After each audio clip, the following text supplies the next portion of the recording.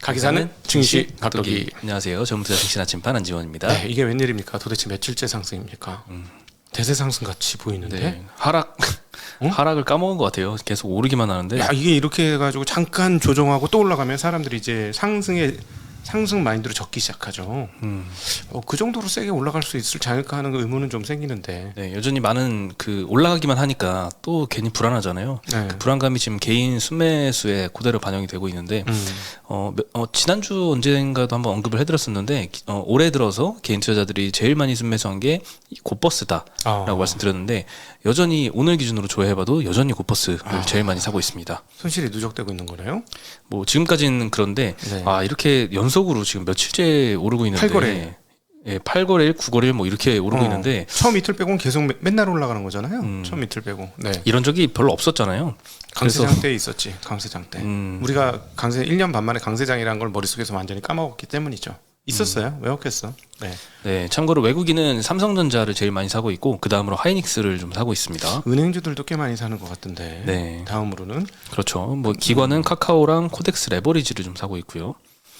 기관이 코덱스 레버리지 사는 거는 조금 마음이 급해서이지 않을까 싶어요. 포모죠. 네, 아무래도 이게 삼성전자 하이닉스 위주로 좀 많이 올라갔고 또 최근에 또 전혀 예상치 못했던 은행주에서 올해 20% 넘는 급등이 나오다 보니까 시장 따라가기가 지금 만만치 않은 상황입니다. 덕분에 작년에 진짜 쭈그러 들어있던 우리의 IRP 계좌의 수익률이 급등하고 있습니다. 그렇죠. 시장 초과했어요. 거기다 증권, 보험, ETF, 쩔어 있는 건설 ETF 이런 거 들어있지 않습니까? 비율적으로 지금 1년 정도로 포지션 변경 안 했거든요. 하도 떨어져가지고. 작년에 초부터는 생각하면 좀 떨어지긴 했지만 밑에서 이제 둔촌중공 이후로 조금 그 부담이 좀 완화가 되면서 많이 올라왔죠. 저점 대비로는. 많이 올랐습니다. 올해 지금 시장 완전히 초과하고 있어요. IRP 포지셔닝 구축하고 그대로 있으셨던 분들 축하드립니다. 다행입니다. 아직까지 축하할 정도는 아닌 것 같아요. 큰 수익은 아니니까. 네.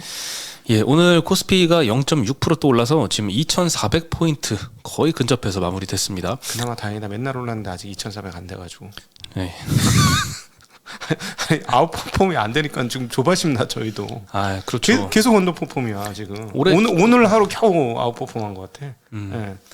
뭐 개인 투자들도 아웃퍼폼하기 굉장히 지금 힘들었을 것 같아요. 왜냐하면 리스크 관리한다고 현금 비중을 어느 정도 좀 만들어 놓은 분들도 꽤 되지 않을까 싶거든요. 그러겠죠. 예. 그런 상태에서 더군다나 이제 대형주 위주로 삼성전자, 하이닉스가 막 10% 15%씩 올랐나요? 그렇게 올랐고 막 은행주도 담아놨을 사람들이 많지는 않을 것 같고 하다 보니까 많이 싫어하잖아요. 예, 아웃퍼폼하기 참 만만치 않습니다. 네.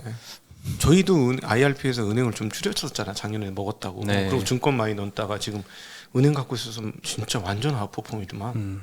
완전 땡큐였었는데. 그렇죠. 벌써 20% 넘게 올랐습니다. 20% 중반대까지 올랐어요. 신한지주 이런 데는. 아마도 IRP 중에서 은행 ETF 플러스 나셨을 거예요. 지금쯤 웬간해서는. 워낙 많이 올라왔기 때문에. 예. 그렇죠. 은행 ETF 기준으로는 거의 뭐 최근 작년 고점 정도 수준까지 지금 온 것 같아요. 예, 그렇습니다. 네. 그리고 또 하나 잘 안 보셨을 것 같은데 제가 오랜만에 봤는데 콘텐코인 거 아세요?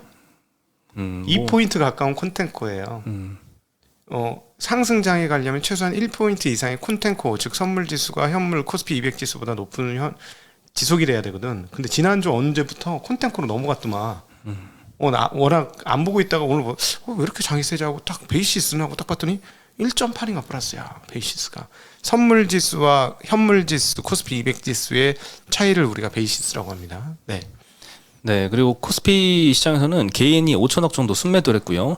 외국인과 기관이 3천억, 2천억씩 순매수를 했습니다. 오늘 원달러 환율도 1235원으로 마감했어요. 0.5% 원화가 강세로 가면서 외국인 순매수가 계속 들어오는 요 흐름이 계속 유지는 되고 있습니다. 국고채 금리는 조금 올라갔어요. 한국 10년물, 3년물이 6bp, 5bp 정도씩 많이 올랐습니다. 지난 주말에 너무 강했죠. 그 금통이 있고 나서. 네. 오늘 업종 상승률 1등은 금융업 섹터입니다. 2% 넘게 올랐는데요. 제일 많이 올랐던 건 한화투자증권 여기가 7.6% 올랐는데 요거는 좀 비트코인이 주말간에 좀 많이 반등을 했잖아요. 하루에 막 8% 넘게 오르더라고요. 두나무 대주주죠. 대주주는 모르겠는데 지분 한 5% 정도 갖고 있습니다. 투자사. 네. 네, 신한지주, 하나금융이 6%대나 굉장히 많이 급등을 했습니다. 거의 상한가 느낌. 네, 요 두 종목이 제일 많이 오른 이유는 자본 비율이 제일 높습니다. 둘 다 작년 3분기 기준으로 12.7%. 카카오뱅크, KB금융, 하나생명, 우리금융이 4%대 올랐습니다. 우리금융은 사실 최근에 은행주 랠리에 동참할 자격이 있을까 싶은 정도로 자본 비율이 굉장히 낮아요.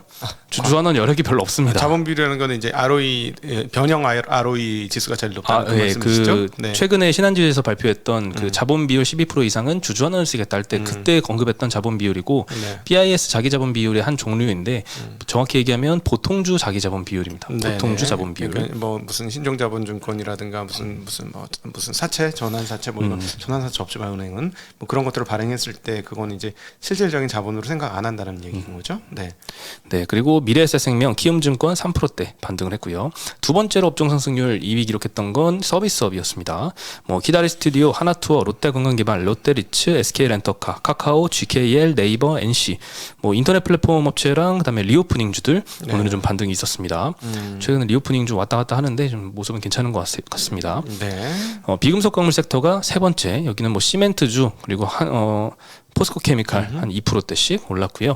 통신 섹터와 증권 섹터가 그 다음으로 많이 올랐습니다. 증권 섹터도 뭐 최근에 이제 증시가 반등하면서 뭐 키움증권이나 이런 것도 오른 것도 있는데 오늘은 한화투자증권이 제일 많이 기여를 했습니다. 네. 떨어졌던 건 기계 섹터, 한신기계, 두산 에너빌리티가 4% 정도 하락을 했고요.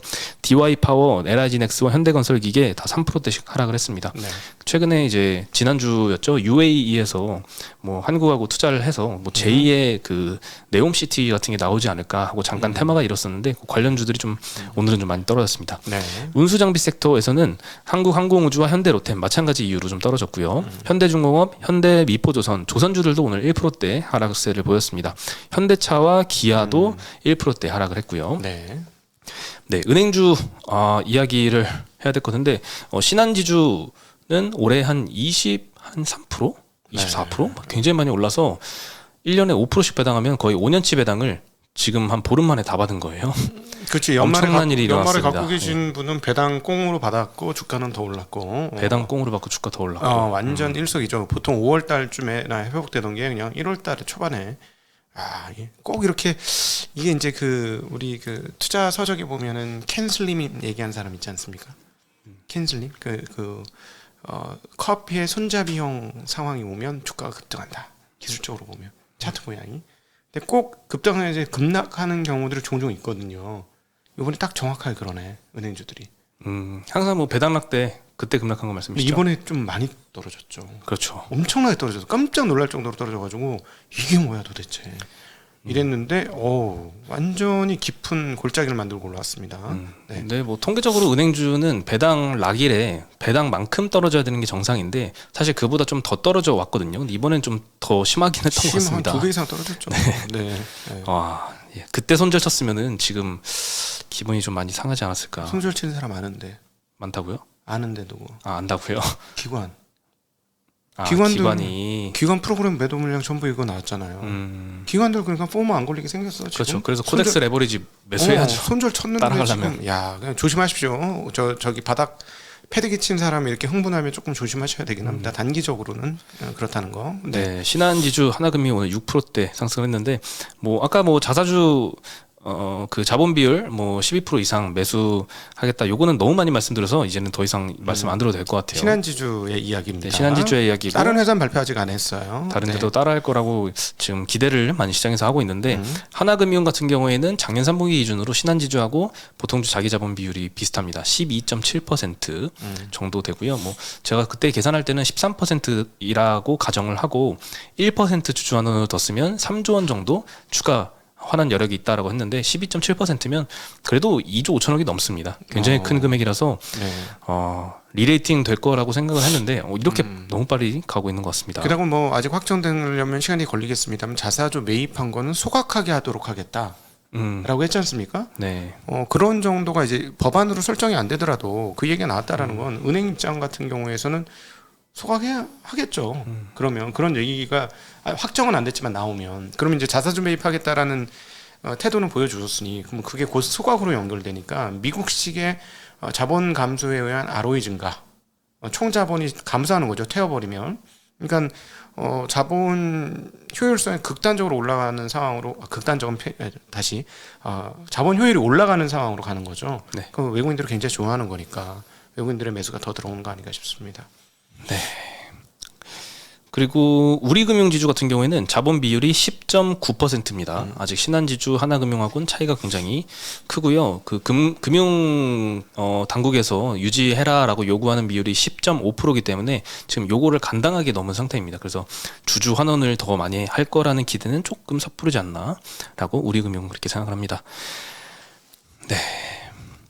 그리고 코로나 관련된 상황은 많이 완화가 되고 있는 것 같습니다. 지금 벌써 뭐 확진자 수 얼마인지 이제 검색 안 해보잖아요. 네. 근데 지금 오랜만에 저도 한번 검색을 해봤거든요.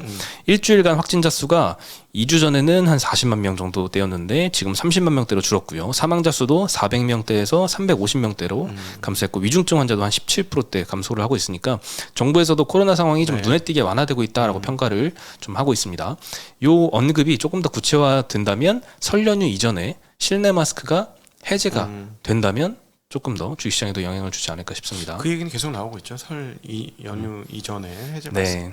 마스크 해제한다. 그러니까 최근 주말 말고 지난주 주말에부터 아마 나오기가 시작을 했는데 벌써 이번 주말에부터 연휴 시작이잖아요. 네. 이번 주 내에 소식이 나와야 되지 않을까 싶어요. 혹시 친인척 중에서 식사할 때 한 숟가락 넣고 마스크 쓰고 이러신 분 없었어요? 없습니다. 난 있는데. 그래서 사전에 이거 해주면 좋겠는데 개인적으로는 순수 제 개인 의견입니다. 네. 그런 분들은 아무래도 좀 예민한 네. 상황이기 때문에 건강에 이렇게 뭐 실내에서 쓰지 말라라고 해도 쓰시지 않을까. 네. 개인의 자유죠. 단기적으로 근데 남들 안 쓰면 좀 그렇죠. 네. 네. 네. 그리고 뭐 리오프닝 관련된 이슈도 많이 나오고 있는데요. 특히 오늘은 여행주가 많이 급등을 했습니다. 네. 일본행 티켓이 지금 완판이 되고 있는 상황인데요.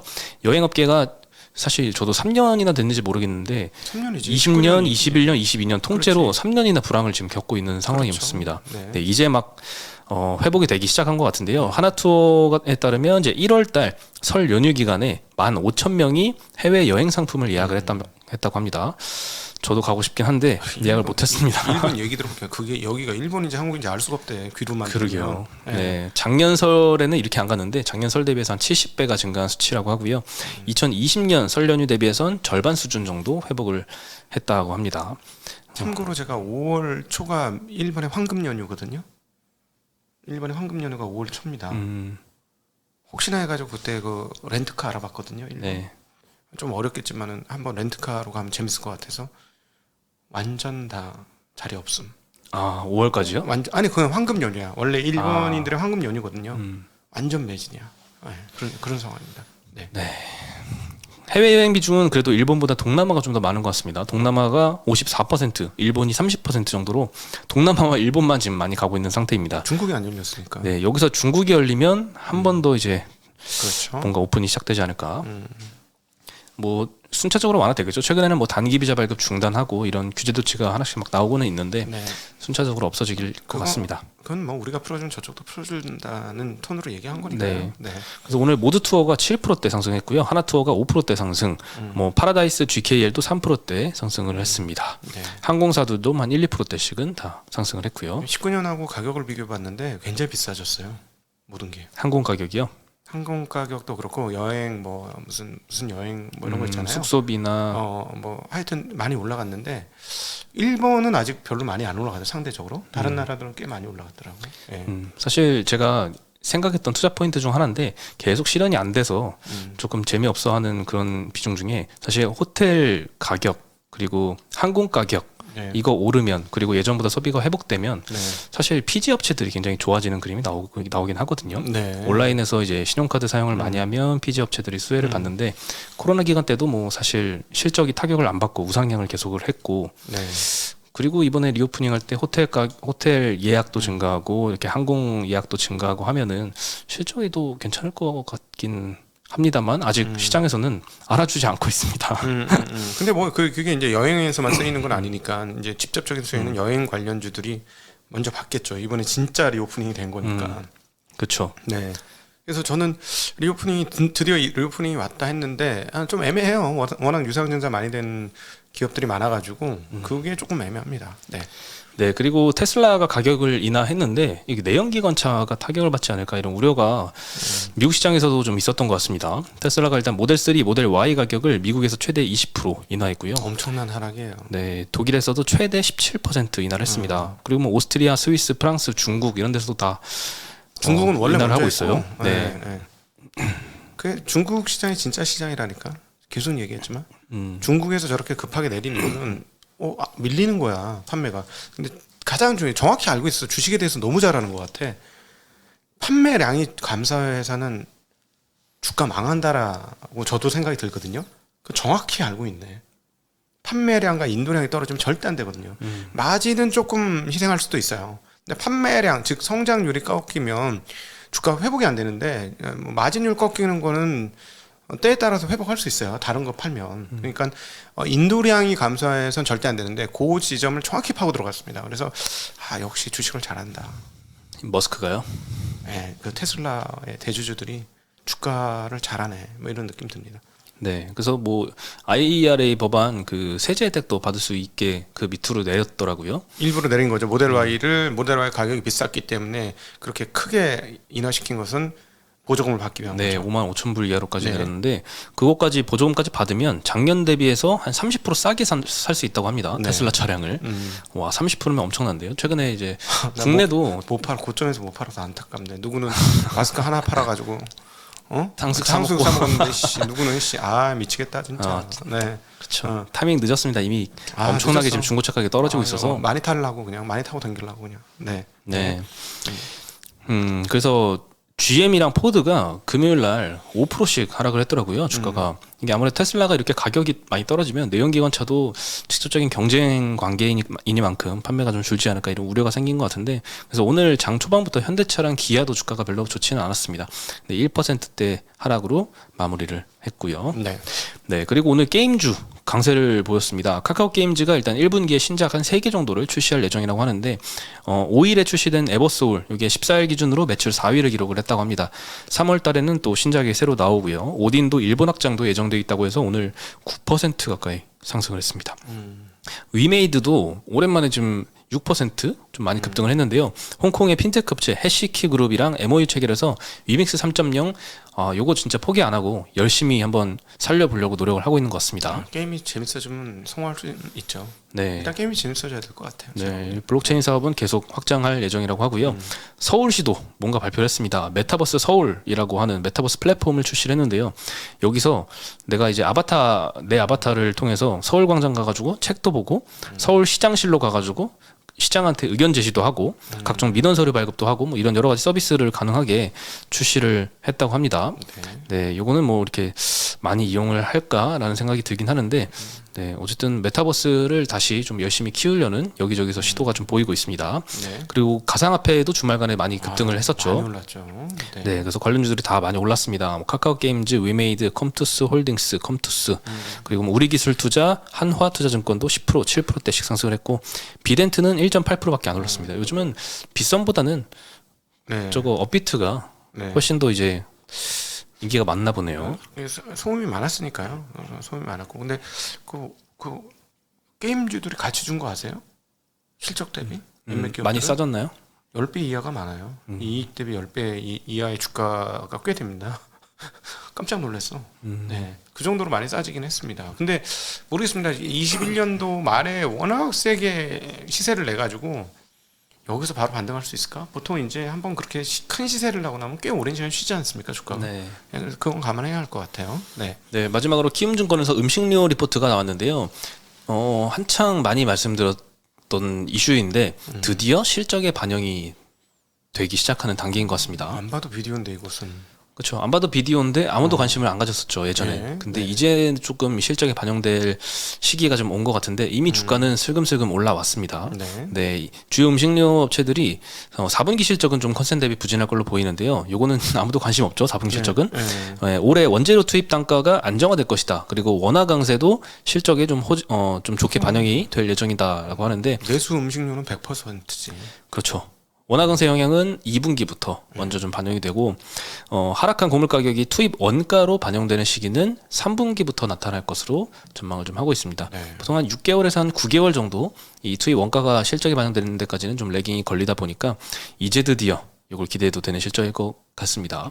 사실 작년에 좀 말씀 많이 드렸을 때는 2013년도에 뭐 농심이나 이런 라면 업체들 엄청나게 이제 멀티플 리레이팅을 받으면서 쭉 올라왔거든요. 실적도 네. 좋아지고 네. 그 구간이 다시 나오지 않을까 이런 기대도 좀 했었는데 과연 3분기에 얼마나 나올지 한번 기대를 해봐야 될 것 같습니다. 혹시 저기 차 타고 유럽 평야 이런 데 한번 가보신 적 있어요? 미국 평야 이런 데? 미국 가봤죠. 미국 평야 보신 적 있어요? 네. 곡물 평야? 끝이 안 보이는 네. 그 길. 저는 개인적으로는 이 뭐라지? 곡물 이걸 뭐라 그래? 농산물 독립을 해야 된다는 입장이긴 해요. 혹시나 이게 잘못되면 안 되니까. 근데 튀르키예하고 이런 데 가서 평야를 보니까 이거는 이길 수가 없다. 이건 안 되겠구나. 이거는 진짜. 그런 땅이 없죠 우리나라. 농약을 안 쓴대. 농약을 왜 안 쓰냐 그래. 왜 농약을 쓰냐. 안 그래도 남아 도는데. 그 비싼 농약을 왜 쓰냐. 너무 충격 먹었어. 그 얘기 듣고. 이게 진짜 다르구나. 이게 진짜. 농사지을 사람도 없잖아요. 요즘에 젊은 사람들 없어요. 저희 동네는 탈출하고. 저희 동네 저가 가장 어립니다. 거의 애기 수준이에요. 애기 수준이. 제가 가면 애기 수준이에요. 뭐 소년 취급받을 정도 수준입니다. 제가. 그 정도니까 이게 참 큰일이긴 해요. 지금 우리나라 이제 지역적으로 저기 캐나다는 툰드라 지역에서 거주하면은 생활비를 준다지 않습니까?